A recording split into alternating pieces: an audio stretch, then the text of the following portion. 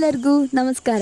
ನಾನು ಲಾಸ್ಟ್ ವಿಡಿಯೋದಲ್ಲಿ ನೋಣಿ ಹಣ್ಣಿನ ಜ್ಯೂಸ್ ಹೇಗೆ ಮಾಡೋದು ಮತ್ತು ಅದರ ಉಪಯೋಗ ಎಂತ ಅಂತ ಹೇಳಿ 2 ವಿಡಿಯೋದಲ್ಲಿ ಮಾಡಿದ್ದೆ. ಅದಕ್ಕೆ ತುಂಬ ಚೆಂದ ಕಮೆಂಟ್ಸ್ ಬಂದಿದೆ, ಅದಕ್ಕೆ ತುಂಬ ಥ್ಯಾಂಕ್ಸ್. ಮತ್ತು ಈ ವಿಡಿಯೋದಲ್ಲಿ ನಾನು ಹೊಸ ಒಂದು ಪ್ಲ್ಯಾಂಟ್ನ ಬಗ್ಗೆ ಪರಿಚಯ ಮಾಡುವ ಮತ್ತು ಅದು ಹೇಗೆ ನಡ್ತಾರೆ ಹೇಳುವ ಅಂತ ಹೇಳಿ ಈ ವಿಡಿಯೋನ ಮಾಡ್ತಿದ್ದೇನೆ. ಅಂದರೆ ಗೊತ್ತಿರ್ಬೋದು ನಿಮಗೆ, ಪದಾರ್ಥಕ್ಕೆ ಇದನ್ನು ಯೂಸ್ ಮಾಡ್ತಾರೆ. ಬಳ್ಳಿ ಥರ ಇದು ಬೆಳೀತದೆ. ಯಾವುದು ಅಂತ ಹೇಳಿದರೆ ಅದು ಬಸಳೆ, ಸ್ಪಿನಾಚ್ ಅಂತ ಹೇಳ್ತೇವೆ ನಾವು. ಅದರ ಬಗ್ಗೆ ವಿಡಿಯೋ ಮಾಡುವ ಅಂತ ನಾನು ಈಗ ಹೊರಟಿದ್ದೇನೆ. ತೋಟದಲ್ಲೇ ಅಪ್ಪ ಅಮ್ಮ ಆ ಬಸಳೆನ ನಡುವ ಅಂತ ಹೇಳಿ ಬಂದಿದ್ದಾರೆ. ಎಲ್ಲ ರೆಡಿ ಮಾಡ್ತಿದ್ದಾರೆ, ಅದಕ್ಕೆಲ್ಲ ತಂದಿದ್ದಾರೆ. ಬಸಳೆ ತಂದಿದ್ದಾರೆ ಮತ್ತು ಸೋಗೆ ತಂದಿದ್ದಾರೆ. ಹಾಗೆ ಅದನ್ನು ಮಾಡುವ ಅಂತ ಹೇಳಿ ಅಪ್ಪ ಅಮ್ಮ ರೆಡಿಯಾಗಿದ್ದಾರೆ. ಇದು ನಮ್ಮ ತೋಟದ ವ್ಯೂ. ಸ್ವಲ್ಪ ವಿಡಿಯೋ ಚೆಂದ ಬರಲಿ ಮತ್ತು ಫ್ರೆಶ್ ಆಗಲಿ ಮೈಂಡ್ ಅಂತ ಹೇಳಿ ಇದನ್ನು ನಾನು ಮಾಡಿದ್ದೇನೆ. ಇದು ನಮ್ಮ ತೋಟದಲ್ಲಿರುವ ಸಣ್ಣ ತೋಡು, ಚೆಂದಕ್ಕೆ ಉಂಟು, ಮೈಂಡ್ ಫ್ರೆಶ್ ಆಗ್ತದೆ. ಇದು ಬಸಳೆ. ಇನ್ನು ಹೇಗೆ ಅಮ್ಮನವರು ನಡ್ತಾರೆ ಅಂತ ಹೇಳಿ ನಾನು ನಿಮಗೆ ತೋರಿಸಿಕೊಡ್ತೇನೆ. ಅಮ್ಮ, ಎಂತೆಲ್ಲ ಮಾಡ್ತೀರಿ ಬಸಳೆ ನಡಲಿಕ್ಕೆ? ನಾವು ಫಸ್ಟಿಗೆ ಒಂದು ಸಣ್ಣ ತೋಟದಲ್ಲಿ ಅದರ ಇದು ಜಾಗವನ್ನೆಲ್ಲ ತುಂಬ ಹುಲ್ಲೆಲ್ಲ ಇದ್ದ ಕಡೆ ಎಲ್ಲ ಕ್ಲೀನ್ ಮಾಡ್ತೇವೆ. ಆಮೇಲೆ ಗುಂಡಿ ಎಲ್ಲ ಮಾಡ್ತೇವೆ. ಒಂದು ಚೌಕಾಕಾರ ಅಲ್ಲ, ಆಯತಾಕಾರದಲ್ಲಿ ಗುಂಡಿ ಮಾಡ್ತೇವೆ. ಹುಲ್ಲನ್ನೆಲ್ಲ ತೆಗೆದು ಗುಂಡಿ ಮಾಡ್ತೇವೆ. ಅದು ಮೂರು ಕಡೆಯಲ್ಲಿ ನೆಡಲಿಕ್ಕೆ ಅಂತ ಅದನ್ನು ಸ್ಥಳವನ್ನು ಮಾಡೋದು. ಫಸ್ಟಿಗೆ ಅದನ್ನು ಸ್ಥಳ ಮಾಡಿ ಅದನ್ನು ಚೆಂದ ಕೊಚ್ಚಬೇಕು. ಅದು ಇಡಲಿಕ್ಕೆ ಅದರ ಬುಡ ಅದಕ್ಕೆ ಇದು ಆಗಬೇಕಲ್ಲ, ಅದಕ್ಕೆ ಚೆಂದ ಕೊಚ್ಚಿ ಇಡಬೇಕು. ಫಸ್ಟ್ ಅಂದರೆ ನುಸುಳಾಗಲಿಕ್ಕೆ ಇಡಬೇಕು. ಮತ್ತು ಈಗ ಅದನ್ನು ಬಸಳೆಯನ್ನು ಎರಡು ಸಹ ಆಗ್ತದೆ, ಮೂರು ಸಹ ಆಗ್ತದೆ. ಇಟ್ಟು ಕೈಯಲ್ಲಿ ಅದನ್ನು ಇದು ಮಾಡಿ ನೆಡೋದು. ಫಸ್ಟಿಗೆ ಒಂದೊಂದಾಗಿ ನೆಟ್ಟು ಅದು ಮತ್ತು ಚೆಂದ ಬೆಳಿಬೇಕು. ಹಾಗೆ ಒಂದು ಸ್ವಲ್ಪ ಅದನ್ನು ಊರಿ ನೆಟ್ಟರೆ ಆಯ್ತಲ್ಲ? ಅದನ್ನು ಊರಿ ನೆಟ್ಟರೆ ಆಯಿತು. ತುಂಬ ಗಟ್ಟಿ ಊರಬೇಕು ಗಟ್ಟಿ ಊರಬೇಕಂತ ಇಲ್ಲ, ಮೂರು ಕಡೆ ಸಹ ಊರಿ ನೆಡಬೇಕು. ಸ್ವಲ್ಪ ಸ್ವಲ್ಪ ಇಟ್ಟರೂ ಸಾಕ್ತದೆ. ಮತ್ತು ಕೆಲವರು ಅದಕ್ಕೆ ಉಪ್ಪು ಹಾಕ್ತಾರೆ, ಯಾಕಂದರೆ ಅದು ತಂಪಾಗಿ ಇರಲಿ ಅಂತೇಳಿ.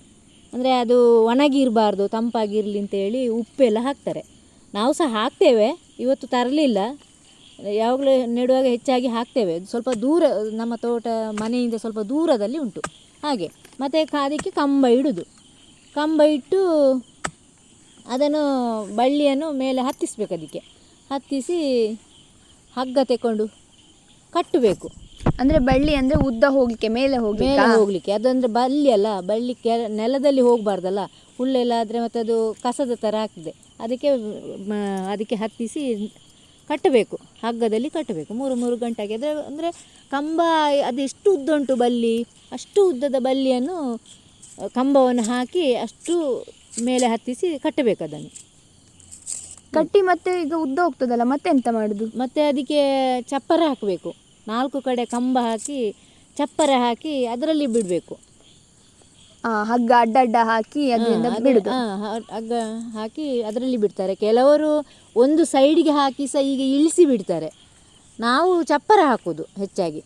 ಚಪ್ಪರ ಹಾಕಿದರೆ ಚಂದ ಬರ್ತದೆ. ಚಪ್ಪರ ಹಾಕಿದರೆ ಚಂದ ಬರ್ತದೆ. ಮತ್ತು ಬಸಳೆ ಒಂದು ಪದಾರ್ಥಕ್ಕೆ ಸಹ ಚಂದ ಅಲ್ವಾ? ನಮ್ಮ ಮನೆಯಲ್ಲೇ ಇದ್ದರೆ ನಾವು ಮಾಡಿ ಅಂಗಡಿಯಿಂದ ತರುವುದು ಎಷ್ಟು ಸರಿಯಲ್ಲ. ನಮ್ಮ ಮನೆಯಲ್ಲೇ ಇದ್ದರೆ ಚಂದ ಆಗ್ತದೆ ನಮಗೆ. ಒಂದು ಸಾಂಬಾರಿಗೆ ಬೇಕಾದಾಗ. ಹೌದು, ಬೇಕಾದಾಗ ಕೊಯ್ದು ತಿನ್ಬೋದಲ್ಲ. ಅಂಗಡಿಯಲ್ಲಿ 80 ರೂಪಾಯಿ ಎಲ್ಲ ಕೊಡಬೇಕು ಒಂದು ಕಟ್ಟಿಗೆ. ಅದರಲ್ಲಿ ಇರುವುದು ಒಂದು 2-3 ಗಿಡ ಅಷ್ಟೇ. ನಮ್ಮಲ್ಲಿ ಆದರೆ ಚಪ್ಪರಕ್ಕೆ ಹೋದದನ್ನು ನಮಗೆ ಬೇಕಾದಷ್ಟು ಕೊಯ್ಬೋದಲ್ಲ. ಹೀಗೆ ಕಟ್ಟಬೇಕು. ಕಟ್ಟಿಕೊಂಡು ಬರುದಲ್ಲ, 1-2-3 ಈಗ ಮೇಲೆ ತನಕ ಕಟ್ಟಿಕೊಂಡು ಬರ್ಬೋದು. ಮೇಲೆ ತನಕ ಅದು ಕೆಳಗೆ ಬೀಳಬಾರ್ದು, ಆ ಥರ ಕಟ್ಟಬೇಕು. ಅಂದರೆ ಲೂಸು ಕಟ್ಟಬೇಕು, ಟೈಟ್ ಕಟ್ಟಬಾರ್ದು. ಸ್ವಲ್ಪ ಲೂಸ್ ಆಗಿ ಇರಬೇಕು. ಬುಡಕ್ಕೆ ಸ್ವಲ್ಪ ಸೊಪ್ಪು ಹಾಕಬೇಕು.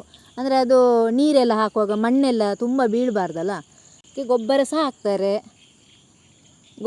ಹಟ್ಟಿ ಗೊಬ್ಬರ ಹಾಕಿದರೆ ತುಂಬ ಚೆನ್ನಾಗಿ ಬರ್ತದೆ. ಮತ್ತು ಸೆಗಣಿ ನೀರು.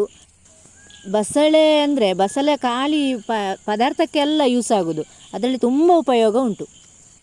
ಈ ಬಸಳೆ ಸೊಪ್ಪು ತುಂಬ ಪೌಷ್ಟಿಕಾಂಶ ಇರುವ ಸೊಪ್ಪು. ಅಂದರೆ ಇದು ಬಿಸಿಲಿನ ಟೈಮಲ್ಲೆಲ್ಲ ತಿಂದರೆ ತಂಪು ಸಹ ಜಾಸ್ತಿ. ಇದನ್ನು ಬೇರೆ ಬೇರೆ ಥರ ಮಾಡಿ ತಿನ್ಬೋದು. ಪಲ್ಯ ಮಾಡ್ತಾರೆ, ತೋವೆ ಮಾಡ್ತಾರೆ, ಬಸಳೆ ಕಡುಬು ಮಾಡ್ತಾರೆ.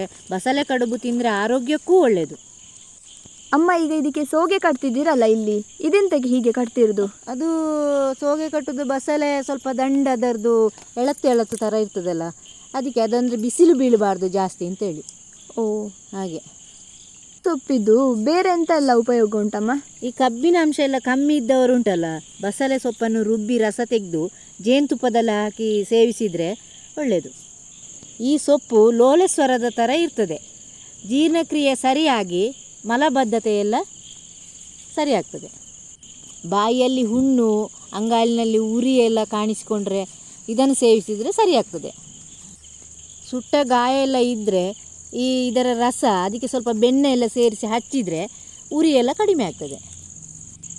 ಈ ಬಸಳೆಯನ್ನು ನಿಮ್ಮ ಮನೆ ಹತ್ರನೇ ಬೆಳೆಸಿ, ಅದನ್ನು ಬೆಳೆಸಿ ನೀವು ರಾಸಾಯನಿಕ ಪದಾರ್ಥ ಹಾಕಿದ್ದನ್ನು ತಿನ್ನುವುದನ್ನೆಲ್ಲ ಕಡಿಮೆ ಮಾಡ್ಬೋದು. ಆಗ ನಮ್ಮದು ಆರೋಗ್ಯ ಸಹ ವೃದ್ಧಿ ಆಗ್ತದಲ್ಲ ಅಮ್ಮ? ಹೌದು, ಆರೋಗ್ಯಕ್ಕೆ ಸಹ ಒಳ್ಳೆಯದು, ಆರೋಗ್ಯ ವೃದ್ಧಿ ಆಗ್ತದೆ. ಈ ವಿಡಿಯೋದಲ್ಲಿ ಬಸಳೆ ಬಗ್ಗೆ ನೋಡಿದ್ವಿ. ಈ ವಿಡಿಯೋ ನಿಮಗೆ ಇಷ್ಟ ಆಗಿದ್ದರೆ ಲೈಕ್ ಮಾಡಿ, ಕಮೆಂಟ್ ಮಾಡಿ ಆ್ಯಂಡ್ ಚಾನಲ್ನ ಸಬ್ಸ್ಕ್ರೈಬ್ ಮಾಡಿ. Thank you.